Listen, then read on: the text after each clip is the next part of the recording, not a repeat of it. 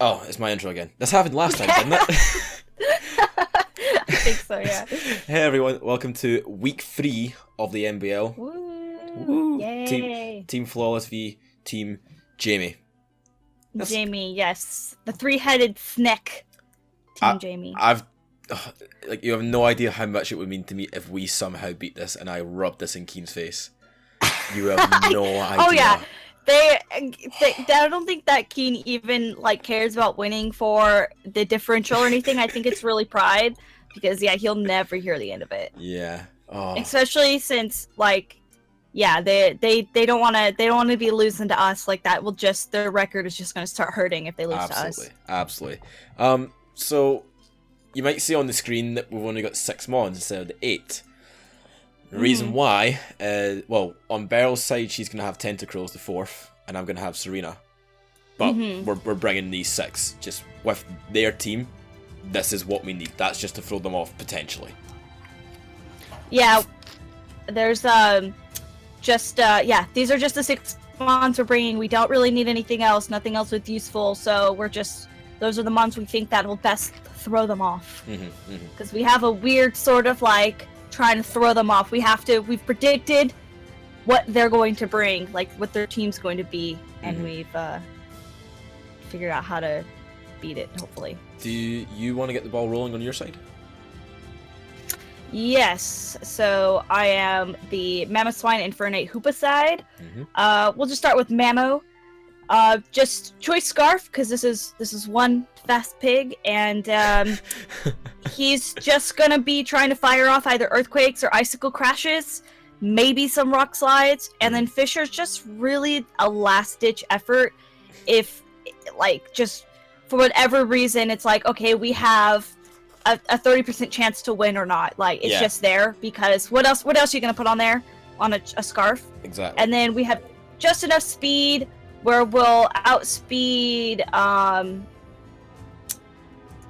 everything. If we get a Tailwind up, or we outspeed everything in Tailwind, and when we outspeed a couple things, most likely. I will probably outspeed Blastoise and stuff like that. But yeah, so just enough speed, outspeed stuff in Tailwind outside of Excadrill, and Mammoth Swine. Just with its moves, just if you look at Team Jamie's team, Earthquake and Icicle Crash, just do the job.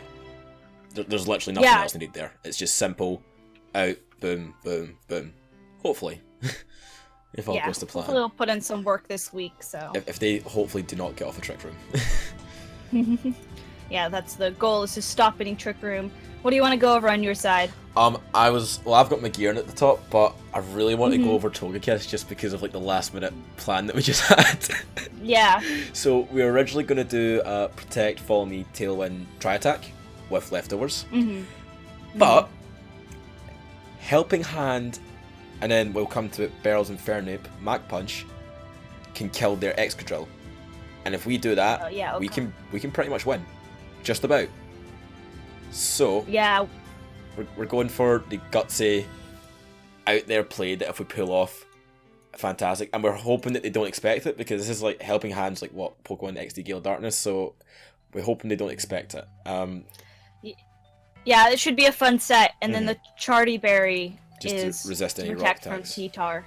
Yeah, a Stone Edge or something like that. We were going to run Babiri for a Iron Head, but if we can take out the Excadrill, then we're fine. It's a ballsy play. Some of you may not like this, but we're going for it. Yeah, the only problem, it won't be a huge problem, but if they happen to run the Fighting Berry, it means Togekiss could still die, or Infernape could still die, but we'll at least chunk it. Yeah. So it's 70% and or something. That's important too. So yeah. So we're hoping that if they do that, then we're well, our sick play was just predicted, but we're hoping not. We're trying to think outside the box. It's Team Jamie. It's 3 Great Minds. Well, 2 Great Minds and Jamie Keen. So try to think around this, basically. This is my salty run back. Week 1 was your salty run back. I've got beef. Beefy's got beef. But yeah. And then I don't think the spread really matters as much anymore because we have the berry. But whatever we're sticking, I think it's too late to even bother changing it. It was EV'd an IV to live specific things. I think it might live. No, it definitely doesn't live a Iron Head from Excadrill. I doubt it. Even with the. Oh yeah. Okay. So we have just enough defense that even without the Iron Head, or even without the Steel Berry, we should live a Iron Head from Excadrill. We might not if it's adamant, but which it might be. So we might want to change that. Yeah. So we have that, and then also we also have that for the Iron Head, and then we also have the special defense for the Normalium Z Hyper Beam. Yeah, from Porygon. That Porygon, like obviously in week 1, it just wrecked that Landorus. That was quite scary. So hopefully. So we're almost certainly guaranteed from full health, granted, to live one of those things. So even if for whatever reason the Excadrill doesn't die, if it Iron Heads this, that will still, it should live, and it might even live Sand, depending on what's going on. Yeah. So. I was just excited that we went for the gutsy play, so I was like, Togekiss is going to be the MVP if we pull this off. Yeah, it'll be really fun if we see that. And we have the fun Tri-Attack for the 40% chance to paralyze, burn, or freeze, which might come in. I'm really looking forward to that, considering we got, 2 Ancient Power boosts in a row? Yeah. I think we can do a 40% freeze, burn, paralyze, Yeah, that would be fun. I'm not against hacks. Sometimes it happens to you, sometimes it happens to your opponent. I'd rather just try and make it happen to them, so that's what we're gonna do. Back to you, Beryl. Let's see. So, yeah, let's talk about Infernape since we went over that. The main thing is the Mach Punch with the Helping Hand we just mentioned. It has Fake Out, because Fake Out support's always good. Thunder Punch for some things like Blastoise and stuff like that. And then Fire Punch also just hits like a truck with the Iron Fist and the Life Orb and the Stab. So yeah, he's just a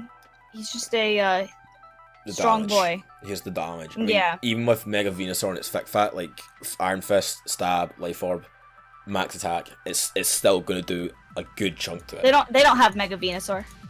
Oh no, that was they have Mega Blastoise. That was their. I literally just recently watched their week 1 battle again, so that's why I've got it in my head. So, yeah, no. But Thunder Punch for Mega Blastoise, which still chunks it. Yeah, just kind of pretty standard.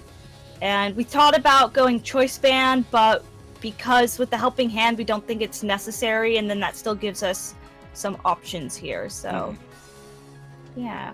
Would it be wrong? Would it be wrong if you were to name the Infernape Chimpact? No, I'm gonna name it Chimpact for sure. Awesome. But what? Do you want to go over the Magearna now? Yeah, Magearna. So, a little bit different than last time. We're running Protect, Flash Cannon, Aura Sphere, and Thunderbolt, and we've got a Shuckaberry for any nasty ground moves or Groundium Z's.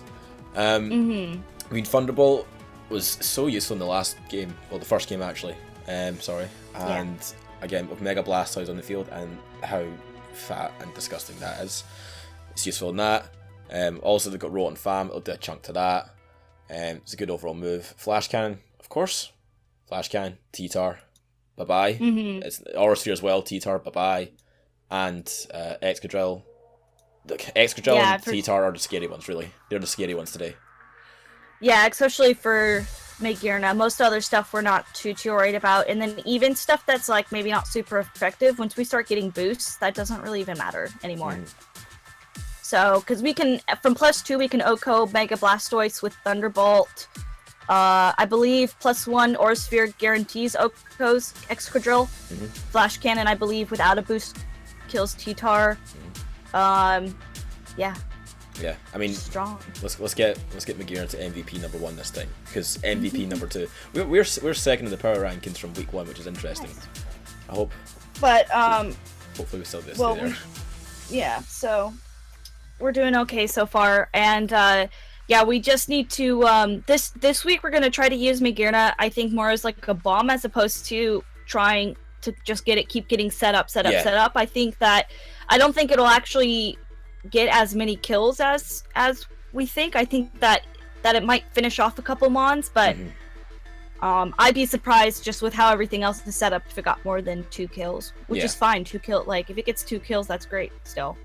Even if we go down, we still get that boost, which is so good, so good. But it's Begearn. I mean, it's pretty simple what we're doing with Begearn. I mean, I don't think much more needs to be said on it. I think it's no. We know everyone knows how Begearn is going to get played. Well, yeah, exactly. Anyway, back to you, Beryl, for the big boy Hoopa. Hoopa. So we're doing a special Hoopa with Hyperspace Fury. So we have just a little bit of attack investment. That's for just breaking protects like always. Obviously has Protect, Focus Blast, and Thunderbolt. Thunderbolt again for like Blastoise and stuff. Focus Blast just a strong fighting move, but we decided to go Fight EMZ because it just guarantees the hit. Because Focus Blast like already OHKOs both T-Tar and Excadrill, I believe. And it just guarantees that it hits. Hyperspace Fury can, I believe, take out the Victini as well. Like, I believe it takes it out. And then, though the Fighting Z can also be used for Porygon, it can also chunk Blastoise. So it's got a lot of use in that one. It's like risky for us to obviously go like Focus Blast. It's what 70% accuracy. Yeah. And like the last thing we want is to lose because of that.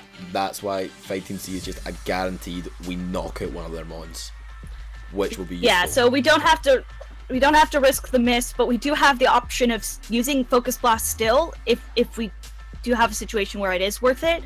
But we at least have that one guaranteed, or almost certainly, even if because it goes through Protect, it still does like huge damage to no matter what it hits. Like, really. So yeah. So we're hoping that special Hoopa, slightly mixed Hoopa will come in clutch. Yeah. And then last but not least, tell me about Salamence over here. We've got the Salamence. So we're running Tailwind, which for ages everyone's like, does it get Tailwind? We don't know. It gets Tailwind. So we're running Tailwind, Rock-Slide, Protect, and Fire Fang, and then a Rockium Z. Rockium Z is for we get walk in and then wreck Victini with it. That's the plan. Yeah. Just completely takes that out there. Tailwind for speed. Yeah. So what we're doing... Speed's a bit tricky this time around, I feel. Yeah, what's going on, if people haven't figured this out, we're not actually doing Trick Room. Nope. We've decided to predict that they're going to build for Trick Room. And also have we're not sure, we think they're going to build like a Trick Room and a non-Trick Room option, and then bring what we think will be Trick Room once they see our team like preview. So we've decided that that's what they're going to start building around. So we decided to just have nukes that can kill, like we can kill the Porygon Z with the Fight EMZ if they decide to try and set up with that. The Rock EMZ will take out Victini if it tries to set up with that. Set up Trick Room. So we have like ways to deal with knocking out their Trick Roomers, and then making sure we're faster, and then just ideally sweeping through them. So yeah, that's why we have some of these weird speeds going on. Yeah. But bit quicker this time with this team building. But I mean, it's just because we got the 6 mons, we know what we're doing. We think. Yeah. Obviously, we've got a couple of gutsy plays. We're at least believing that we know what we're doing. Was it Boyd says believe in Boyd? Don't believe in Boyd. Well, no, not gonna believe in Boyd. Yeah. So yeah, and just the Tailwind, Protect, then Rock Slide because flinch and it can hurt, and Fire Fang because it can. Again, I think that's for like extra drill and just superior, just do some damage. But yeah, Salamence is like there to just intimidate. Rocky MZ, Tailwind. If that's about all we get from it, we're happy. It's the Galvantula from week 1, basically. Slightly better, but yeah, and look how great Galvantula did. It stayed around for quite a while. So even if it stays around, it's just I'll take it. So they'll see the Salamence and think, right, we need to deal with that in some way, because they might think we even have Earthquake on it. And again, they've got a lot. They have got ground weak mons. So do we, but ground's scary in this battle. But yeah, I think good to go. I mean, we know what we're doing, kind of. Any last comments, Beryl, or? Just basically the spiel of battle will be on my channel tomorrow, And check out the MBL Twitter and the official YouTube channel and the fan server, which is always popping. And yeah, like, subscribe, comment, hit the notification bell. Oh yeah, I forgot about check that. out audible.com. No, I'm kidding. No. Don't have that. Funny. Anyway, see you in the battle. See you in the battle, Beryl. Bye. Bye.